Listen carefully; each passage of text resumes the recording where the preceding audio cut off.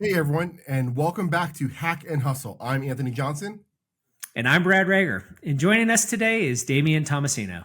Damian is Hello, a gentlemen. staff solutions engineer at Sneak and founder of Cyber Informants, a community for cybersecurity sales engineering, where he provides a ton of great content for those that are building their career on the technical side of sales. Today, he's with us to share some wisdom as we drill down specifically on LinkedIn and how folks can better use that platform to grow their personal brands and their careers. Damian, welcome to the show. It's great to have you here, man. Thanks, guys. Happy to be here. I love talking about LinkedIn, so this should be a great session. Very Cool. This will be awesome. Before we jump into that, though, what is Cyber Informants? What are you guys up to? Tell us a little bit about it. Yeah, absolutely. So kind of a one-man band thing going on right now, and it's been going for a couple of years. The reason that I started it is because if you look out in the market, there are so many awesome communities for salespeople, right? Like the AEs, for revenue operators, for GTM leaders. Where's the love for the sales engineers, folks? So I started something and started bringing people along, and it kind of has just grown into this thing where we're all talking about it and just trying to help each other out. So, but explain. So I think if you work at a vendor, you might know, or maybe if you're new, you don't know. And if you work in a large enterprise, you probably don't know. What is a sales engineer? What is that? What do they do? Yeah, so I think this is probably the start of a religion war over here. But I think, let me rephrase by saying sales engineering is what the role is traditionally called. I think right now we're in this big push moving over to solutions engineer as the more appropriate term. And even further, in some organizations, you have solution consultant. But the idea behind it is you are the person that works hand in hand with an account executive or an account director, mostly in enterprise deals, and you have the onus for what to consider the technical win, right? Relationship building at the technical level and helping to design solutions for some of the largest organizations in the world. Cool. Awesome. Tell us a little bit more about just what's there within Cyber Informants. I know you've got a job board, you've got a bunch of things there. Just for folks that may be listening and interested, what all is part of the platform today?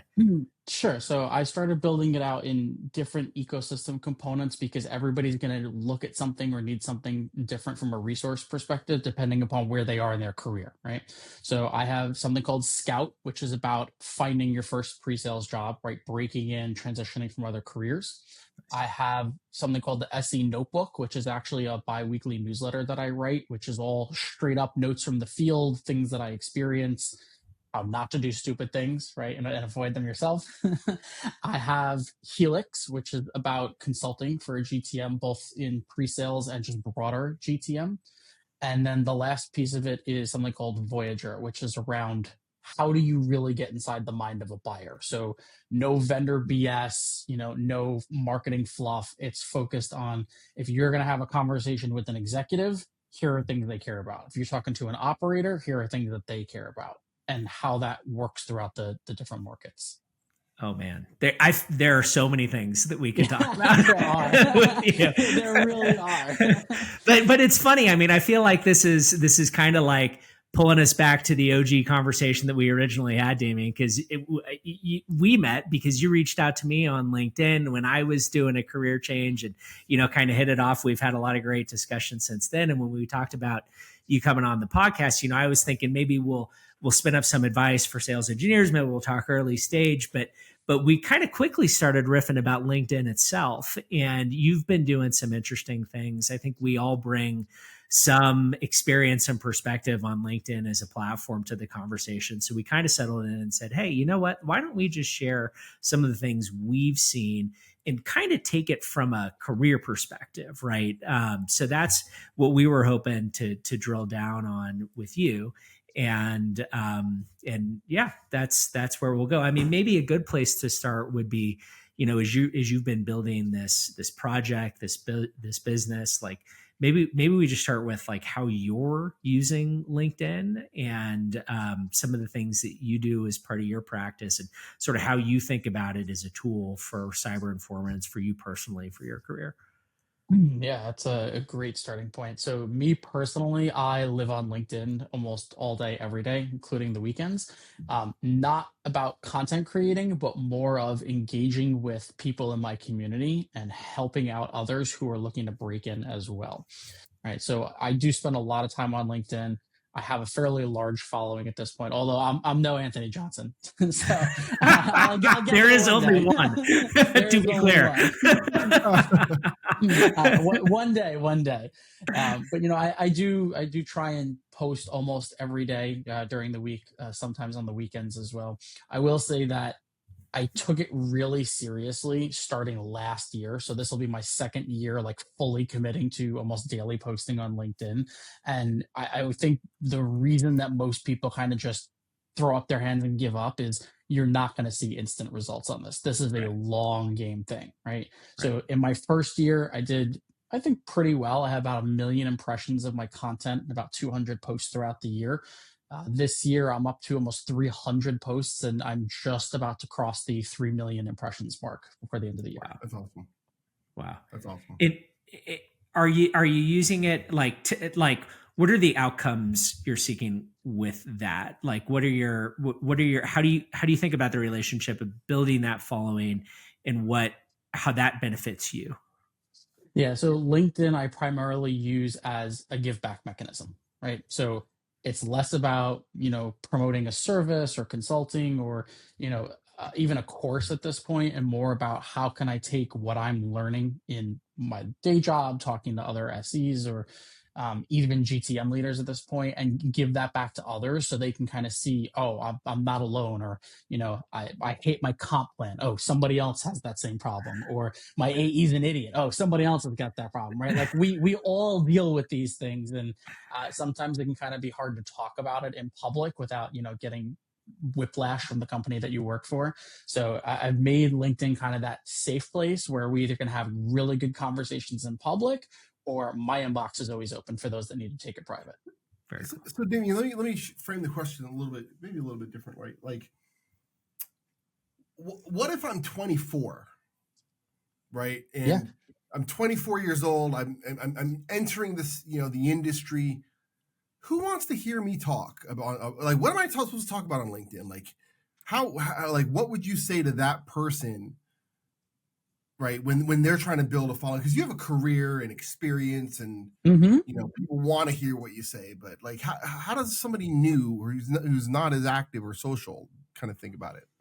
Yeah, that's a good question. So I would say, don't look at others on social media and think you need to be just like them. It is a terrible, terrible trap to fall in. And I'm still guilty of this myself, right? Looking at others and being like, crazy follower counts, lots of, comments on their threads.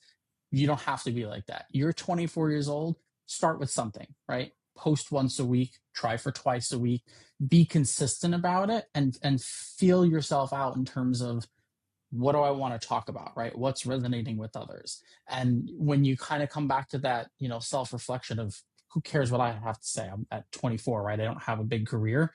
Well, the person who's 23 or 22, who's coming right behind you, because you may not have a ton of experience yet, but you're 12 months ahead of where they are, right? And there is things you can pass down to them. I think that's a great point. It's I had a mentor tell me this when I was having a really bad day one time, and he's like, there are a lot of people who would kill to be in your position with your problems right now. Yeah. Like, we can always learn from somebody, and somebody can always learn from us. And I think that's what you just highlighted, right? Being able to say, hey, we can all give back to somebody in some way, right? Yes. Yeah, 100%. I'll give you a perfect example too. When I was 24 years old, I was just starting to build up a lot of my technical certifications, especially like the Red Hat, when it was very popular back in the day. And the way you learn Red Hat, if you didn't have the $800 to shell out for the course, was you went into one of the forums and you kind of swapped notes with other people on the forums. And I started just writing this in a blog as I learned, mostly for my own benefit. But it actually grew so much that I ended up getting contacted by a publisher, and I actually wrote one of the versions of the Red Hat certification guide at 24 years old, right? That is awesome. And simply because I was just sharing what I was trying to learn, and others thought it was important too because they were trying to do the same thing. Yeah, yeah. Well, I mean, we've been talking about building kind of your personal brand and your presence on LinkedIn, and let's drill down on that for a bit. There are other things that I want to get to when we think about LinkedIn and careers and things like that. But on that personal brand piece, I mean, Anthony, you've got like 25,000 LinkedIn followers on our league tables among the three of us. You're a clear number one, and I'm a clear number three, I think. So I'd like to hear from you, like, what have you done? Like, in what has it meant to you, and what's been your kind of philosophy and approach? Yeah. So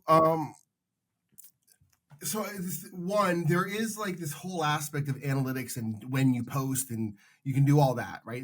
But I think Damian's absolutely right. Like, you have to be consistent, but two, I think authenticity really comes across.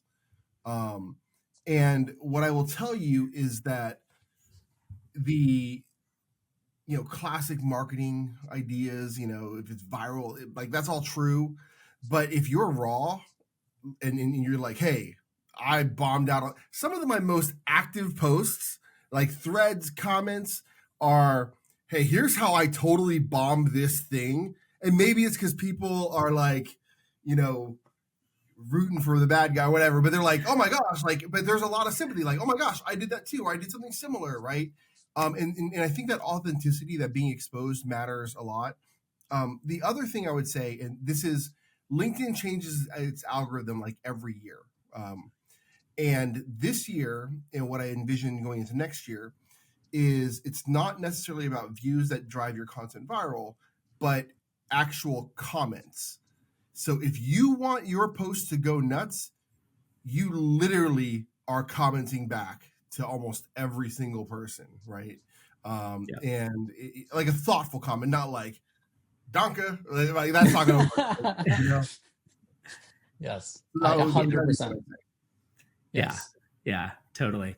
I think is I've taken classes on this stuff. I've like fallen down some rabbit holes on like how you do this, and I think that whole commenting piece is an interesting and important one too. And it's engaging in a dialogue, not just on your stuff too, but on other people's things, and understanding. And part of it goes back to, you should probably have some strategy, right? As to generally, like, who do you want to be talking to? What do you want to be talking about? Like, if somebody's going to follow you, and man, I see. But what are you trying to achieve, right? Because then it's like, well, then I know who to kind of engage with and build relationships with. But I want to hear what you want to say there, AJ. I have to react to that one. So I think the problem with a lot of people engaging on social media is that they wait until they have a perfect strategy. That's true. And I think that with LinkedIn, with TikTok, with whatever, right? But LinkedIn, like Damian said, he's like, I'm pretty sure you probably didn't have 200 posts laid out. You're like, I'm gonna sit down for an hour on Wednesday and I'm gonna do this. Yep. And you talk about whatever, right? And so I think if you drive, like you said, the consistency piece, you eventually figure the strategy out. Because I think people hesitate. They delay their execution so long that they just kind of give up. What do you think, Damian? Yeah, 100%. So I will tell you, last year when I was committing to doing this, full time and really focusing on this, I didn't want to get hung up on the strategy. So the quickest way to do this is I took just a pen and a piece of paper. I wrote out 5 themes that I thought I could talk on semi-authoritatively, right? And each day I would pick just one of those themes and I would write whatever was on my mind from one of those themes. And over time, you start to see like, all right, this is really resonating. No one cares about this topic, right? And you shift your themes. Now that I'm in year 2 of doing this, now I went into it with a strategy. And actually, Anthony, I did write out like 90 days worth of posts at the beginning of the year. Every quarter I write it ahead of time. But it's because I've spent the last 18 months refining this based on doing instead of thinking. That makes sense. That makes a lot of sense. There is an iterative thing here too, because you don't know what people are going to engage with. You don't know if people are going to comment on your stuff, right? Like you don't know. But I think the thing I'd encourage is like, don't just think about it as your things. Think about it as there's this community of people that are talking, and you want to be part of that community, right? And it's not just off of your own stuff. Yes. It's a great place to also just really peer into the mind of other people, right? You guys both know, like in sales, we talk about this all the time. Know your buyer, understand their pain, and like how many salespeople actually spend the time to reach out to someone on LinkedIn, not to sell them something, but like, hey, tell me about your job. Like, what are the challenges you run into day in and day out? I would imagine it's very few, right? But that's the best way to get into the mind of your buyers. 100%. And I think let's dwell on this for a second, because we've talked about like building your following count and, having a personal brand on LinkedIn. But as you think about use cases for building your career, I mean, having a personal brand, I think that opens options. It helps you maybe become recognized. You can kind of be a person that people go to. It creates opportunities, I think, for you and opens doors. But there's other things there on LinkedIn, right? And one of them is having conversations with people and meeting people and kind of building your network and your connections. Damian, what have you reached out to me, right? And that's how, our relationship started, right? Like maybe talk a little bit about that and kind of that piece about connecting with folks and building the network. Yeah, so I'm a big writer. I just prefer to write versus video. So everybody's got to do what they're comfortable with. But I think one strategy that's worked really well for me is picking a topical area, usually based on where I'm working at the time or who I'm employed with at the time, and just writing on it. Not about the product, not about the solution I'm selling, but the problem area. And then I use those pieces that I've written as a means to connect with my target audience and the folks I want to sell to, right? So I currently work for an application security company, right? I want to talk to people in the DevOps role, the security role, the compliance role, engineering managers. Those are people I want to talk to. But instead of reaching out like, hey, take a demo with me, I rather say, look, I wrote this piece on this problem, right? In cloning repos and doing security scans. What's your perspective, right? Is this reality of what you see day in and day out? And when there's no real ask other than for their opinion to get insights, people tend to be a lot more receptive about that. 100%. Yeah, people love talking about themselves, right? Like we all do, right? Like we all, like we're all better. We're better looking than the average. We're all smarter than average, right? Like, and it's really funny when you kind of think about that, right? Like, I think that what you said, and I would just frame it just almost a little bit differently. It's you're talking about topical, timely things that are personal to you or that matter to you, that you might have some energy and emotion, right? And I think it's important to have that energy and emotion, and in like maybe not too much emotion, right? Like let's be civil, but like something you're actually passionate about, because on platforms like LinkedIn, where it is a lot of written, people can tell if you don't care about that topic, right? Like, like that's really like, and so I'm going to steal a question that Brad I know was lined up then, which is AI. Do you use AI? Do you think it has a place in it? Is it too depersonalized, right? Because it kind of goes against, like, how much can you do? Like, can you do a lot? Can you do a little? Do you pre-write? You know what I mean? What do you think about people using AI in this? So from my personal stance, I don't use AI at all when it comes to LinkedIn. It is all just me, my thoughts, things that I'm framing. The only place that I see AI having really good potential is when I'm writing a post and I want to frame it with a certain emotion, right? Running it through something like a Grammarly. What's the tone of this? Does it come off in a specific way based on the words that I chose? That I find super helpful. I've also seen a lot of folks who are using things like ChatGPT, not to write the actual post, but more of like, hey, I want to talk about topic X. Give me just some bullet points on topic X, more to get the creative juices flowing type of thing, not to actually write the post. I think AI is, I mean, it can, it sometimes helps, but like, does the image really speak to any benefit in the post other than trying to please the algorithm?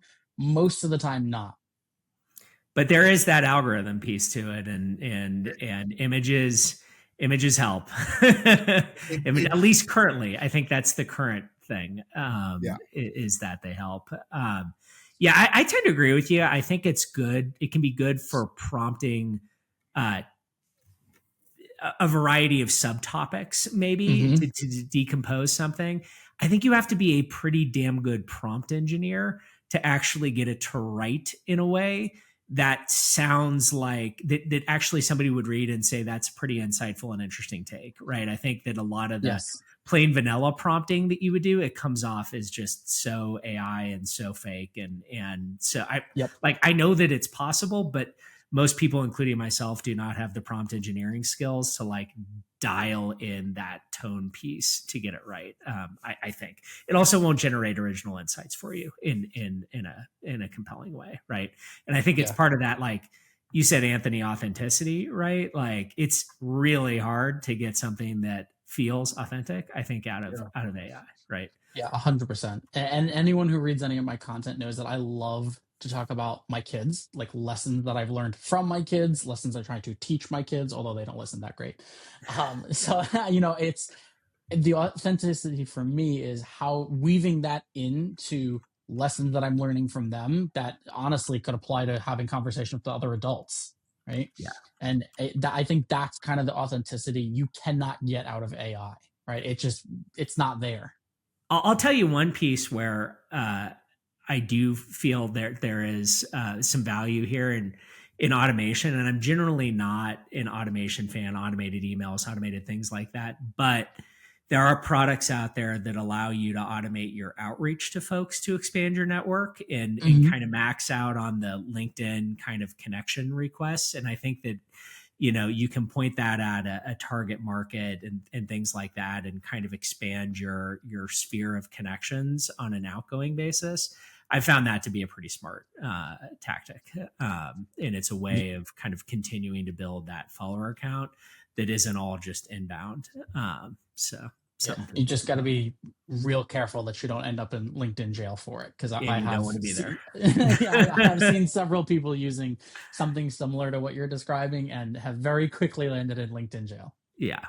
Not a good place. It is an interesting thing, right? Because social media platforms and anything dealing with your career, when it comes to your personal brand, let me say it this way: when it comes to your personal brand, we're in control of that, right? Like we try to be, right? Yes. Don't drink too much. Don't stand and dance on the tables at the bar. Be respectful. You'll be cool.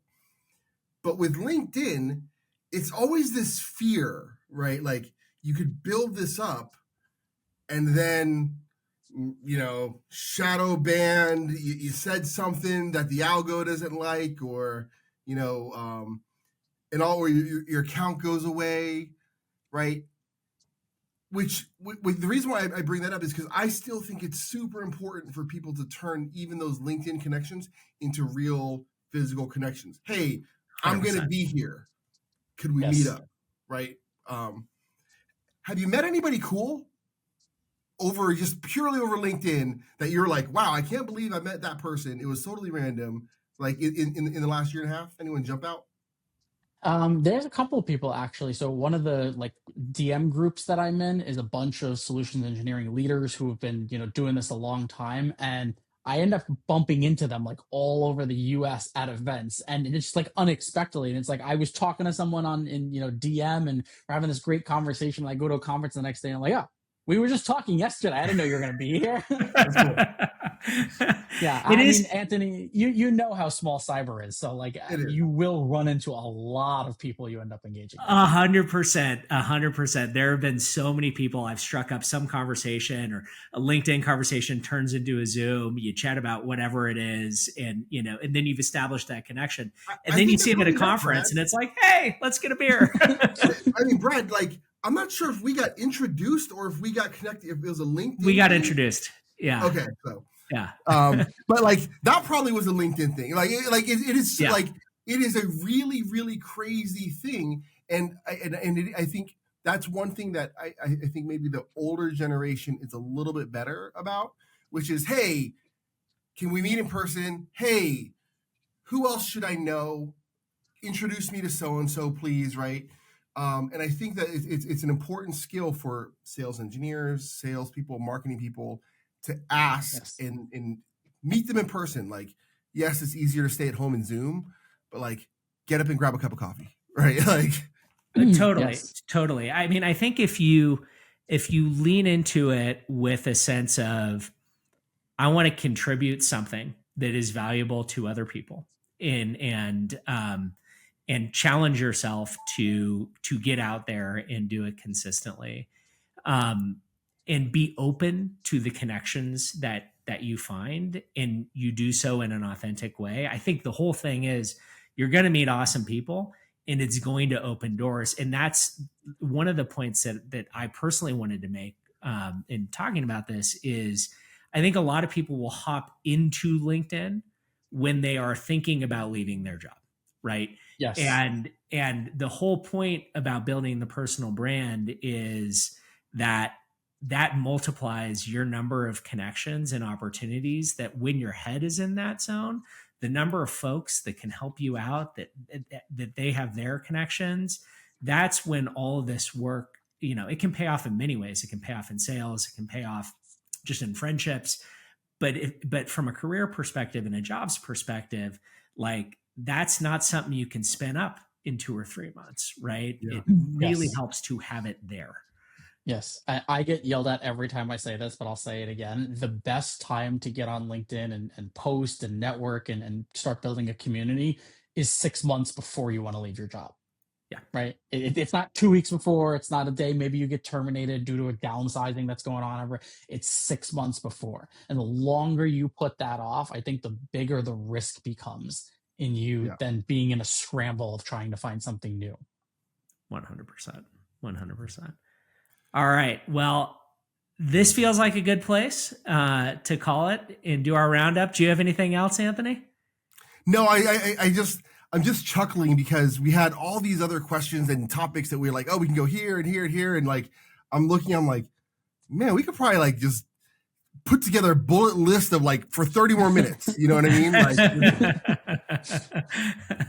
totally. Well, why don't you start us off, Anthony? What's your kind of main takeaway that you want to reinforce? I think it's the premise of what Damian did, right? Like, he jump in with some consistency and then put together the plan, but like, just get in the water, right? I think that will pay dividends, and you're farming, you're not hunting on LinkedIn, you're farming. Absolutely. Damian, thoughts? Yeah, I mean, just to echo some of the same things that we've already said, right, is start today, don't put it off, right? Kind of go into it with just a pen and a paper, don't overthink it. And this is the long game, folks, right? It's not going to happen overnight. It takes a lot of time. I will say one of my favorite stats to throw at people is about 65 to 70% of the meetings I go into these days, the other person on the other side of the table knows who I am from my LinkedIn content. That didn't happen overnight. It took 2 years to get to that place, right? Yeah. But that's the ultimate goal, is to play that long game. Yeah, absolutely. Absolutely. And then I think I think if you do it in a way that is genuinely other oriented and isn't transactional, it's not like hey, this is what I want from you, but generally, how can I help? And I think it's one of those things, like, the more you put out, the more you get back. And you don't know exactly what that's going to look like, but you got to put it out there to get it back. Right. That's kind of, I think, the philosophy. So I'm going to throw one more thing at you real quick. For those who are in the pre-sales or solutions engineering profession, right? I think they kind of get hung up on, where do I start?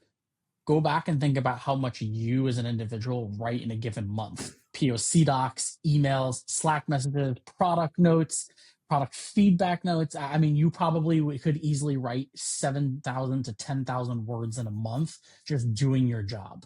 We're asking you to put, 120 of those in a social media platform twice a week. Absolutely. Absolutely. Well, Damian, thank you for joining us. Really awesome to have you on the show. Anthony, as always, great spending time with you guys. That is a wrap for today. And we will see everyone back here in a couple of weeks for another episode of Hack and Hustle. Thank you all. Thanks, guys. Thank you.